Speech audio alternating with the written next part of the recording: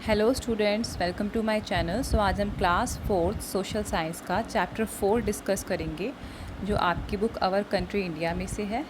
Chapter का name है river of India and their plains. तो चलिए इसका फर्स्ट क्वेश्चन देखते हैं। क्वेश्चन फर्स्ट में choose the correct answer for the questions given below. इसमें आपको नीचे क्वेश्चंस दिए हुए हैं, उसमें से राइट आंसर आपको पिक करना है। ठीक है, क्वेश्चन है ऑप्शंस वाले। सो फर्स्ट में पूछा है आपसे, which are the two rivers that form the northern plain, कि ऐसी कौन सी दो रिवर है जो नॉर्थ इंडिया के प्लेन्स को फॉर्म करती है, बनाती है। तो ए पे है नर्मदा ताप्ती, बी पे है कृष्णा कावेरी, सी पे है इंडस गंगा और डी पे है चंबल बेटवा। तो इसका राइट आंसर है सी, इंडस गंगा। उसके बाद फर्स्ट का सेकंड पार्ट है, on which river is Bhakra नागर डैम बिल्ट, कि कौन सी रिवर पर भाखड़ा नागर डैम है। तो उस ए पर है सतलुज, बी पर है इंडस, सी पर है गंगा, डी पर है बेटवा। तो इसका राइट आंसर है सतलुज। उसके बाद फर्स्ट का थर्ड पार्ट है, where is the golden temple located, कि गोल्डन टेम्पल कहाँ पर लोकेटेड है। तो इसका राइट आंसर है गोल्डन टेम्पल का अमृतसर में लोकेटेड है ये। ठीक है, चारों ऑप्शन में से अमृतसर इसका राइट ऑप्शन है। अब सेकंड देखते हैं इसका second question, fill in the blanks है ये। तो यहाँ पे इसके आंसर्स हैं। तो dash originate due to the melting of ice on the mountain, कि जो पेरेनियल रिवर्स इसका राइट आंसर है। और पेरेनियल रिवर्स जो होती है ना, वो जब माउंटेन पे बर्फ़ पिघलती है उससे वो पेरेनियल रिवर्स बनती है या ओरिजिनेट होती है। सेकेंड है Narmada and Tapti river fall in Arabian sea, ये जो नर्मदा और ताप्ती नदी है वो किस सी में जाके मिलती है, अरेबियन सी में।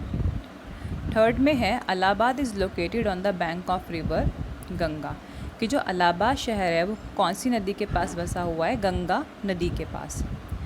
फिर इसका लास्ट पार्ट है फिल इन द ब्लैंक्स का, the flow of a river becomes slow as it reaches the plain, कि जो रिवर का फ्लो होता है वो स्लो कब हो जाता है, जब वो कहाँ पहुँचती है, मैदानों में, बिल्कुल प्लेन एरिया में पहुँच जाती है ना वो, तो उसका जो स्लो हो जाती है फ्लो। ठीक है,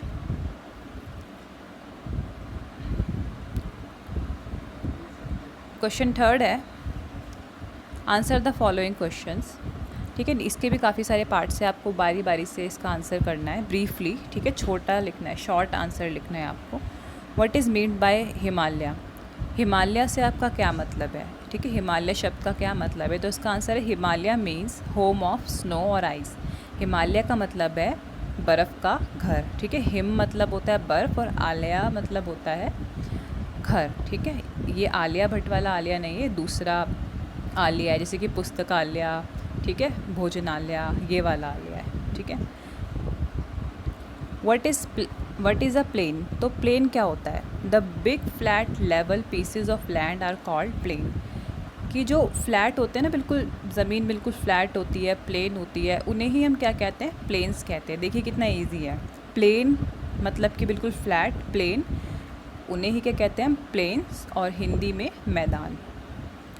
व्हाट इज़ ग्लेशियर, ग्लेशियर क्या होते हैं, अ स्लोली मूविंग मास और river of ice form by the accumulation and compaction of snow on mountains और नियर द पोल, कि ग्लेशियर क्या होते हैं, एक धीरे धीरे बहता हुआ बर्फ़ का बहुत बड़ा पीस या फिर उन पीसेस की पूरी नदी।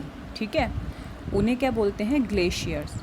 और ये ग्लेशियर्स ज़्यादातर कहाँ पर पाए जाते हैं, अर्थ पे नॉर्थ और साउथ पोल है ना, वहाँ पे सबसे ज़्यादा ग्लेशियर्स पाए जाते हैं, बिकॉज वो बहुत ही ठंडे इलाके हैं। तो बेसिकली ग्लेशियर्स क्या होते हैं, बड़े बड़े बर्फ़ के पीसीज होते हैं।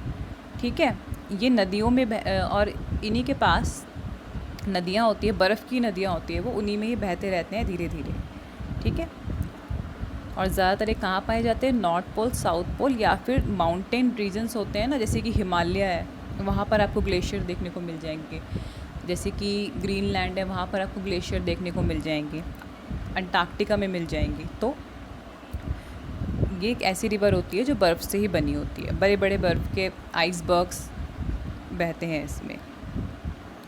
व्हाट इज़ माउंटेन, माउंटेन क्या होते हैं? A large natural elevation of earth surface rising abruptly from the surrounding level, कि ऐसा अर्थ का सरफेस जो ऊंचा उठा हुआ होता है। माउंटेन को आपने देखा होगा ना, वो ऊंचे उठे हुए होते हैं, ऊपर की तरफ होते हैं। तो एलिवेशन का मतलब होता है उठे होना, ऊंचे उठे होना।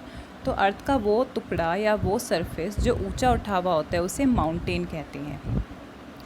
उसके बाद फोर्थ क्वेश्चन है, how are rivers important for us, और फिर मैप वर्क है। तो आपको पहले ये बताना है कि रिवर क्यों इम्पॉर्टेंट होती है, उसके बाद आपको मैप वर्क करना है। तो पहले चलिए फर्स्ट का रिवर की इंपॉर्टेंस थोड़ा डिस्कस कर लेते हैं। आंसर है इसका, rivers are one of the precious natural resources.